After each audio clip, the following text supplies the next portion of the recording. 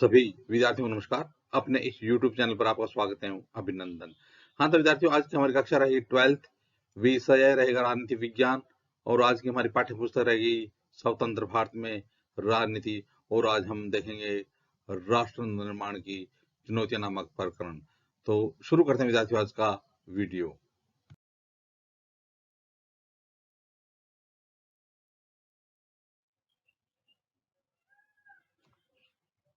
हाँ, तो विद्यार्थियों, आज का हमारा पाठ रहेगा राष्ट्र निर्माण की चुनौतियां। तो विद्यार्थियों, आज हम देखेंगे स्वतंत्रता प्राप्ति के बाद हमारे देश के सामने कौन कौन सी चुनौतियां उपस्थित हुई थी। तो शुरू करते हैं आज का वीडियो। तो देखिए विद्यार्थियों, राष्ट्र निर्माण की चुनौतियां।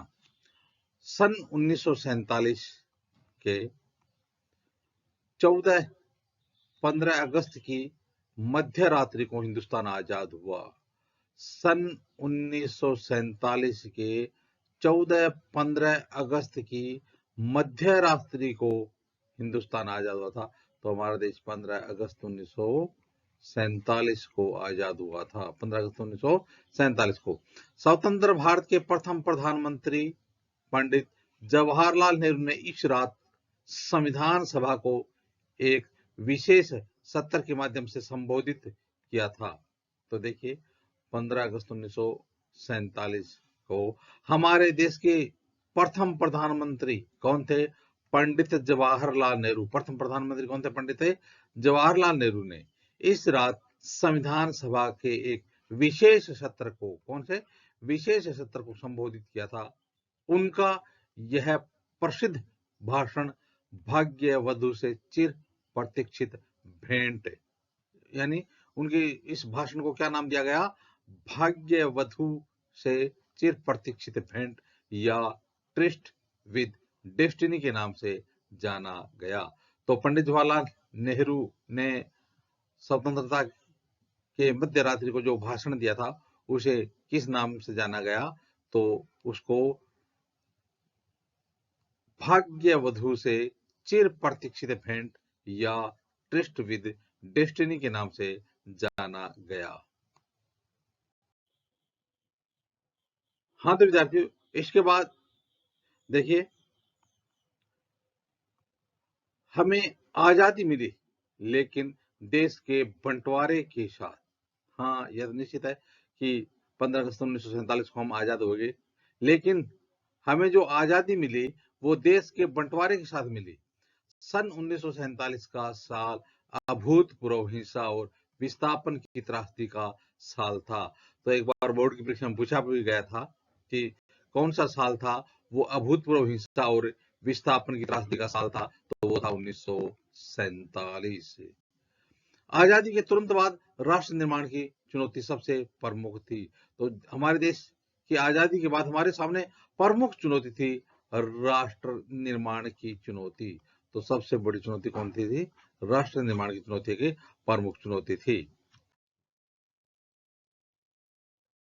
हाँ, तो विद्यार्थियों, उसके बाद राष्ट्र निर्माण की 3 चुनौतियां हमारे सामने आई।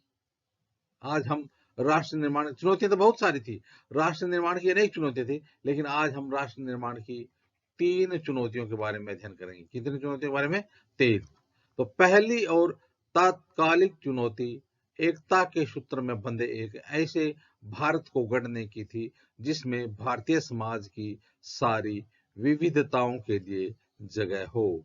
तो जो हमारे सामने 3 प्रमुख चुनौतियां उपस्थित हुई, उनमें पहली और प्रमुख चुनौती क्या थी? कि तात्कालिक चुनौती थी कि एकता के सूत्र में बंधे एक ऐसे भारत को गढ़ने की, यानी भारत को ऐसा भारत बनाया जाए जो एकता के सूत्र में बंधा हुआ हो, जहां पर जात पात या फिर धर्म संप्रदाय के आधार पर किसी प्रकार का भेदभाव न हो, जिसमें भारतीय समाज की सारी विविधताओं के लिए जगह बनी हुई हो।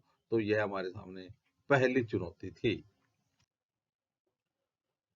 हाँ, तो विद्यार्थी, इसके बाद हमारे सामने दूसरी सबसे बड़ी चुनौती थी लोकतंत्र को कायम करना। तो दूसरी सबसे बड़ी चुनौती थी कि हमारे देश में लोकतंत्र किस प्रकार से स्थापित किया जाए। तो दूसरी चुनौती लोकतंत्र को कायम करने की थी। इसके लिए यह जरूरी था कि संविधान में मेल खाते लोकतांत्रिक व्यवहार बर्ताव चलन में आए। तो संविधान से मेल खाते हुए लोकतांत्रिक व्यवहार और बर्ताव है वो चलने में आए, तो इस प्रकार के एक लोकतंत्र की स्थापना करना दूसरी सबसे बड़ी चुनौती थी।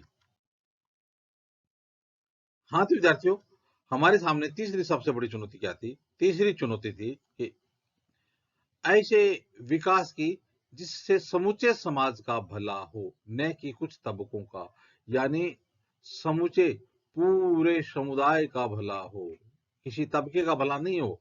तो तीसरी चुनौती थी कि ऐसे विकास की जिससे समूचे समाज का भला हो, न कि कुछ तबकों का भला हो।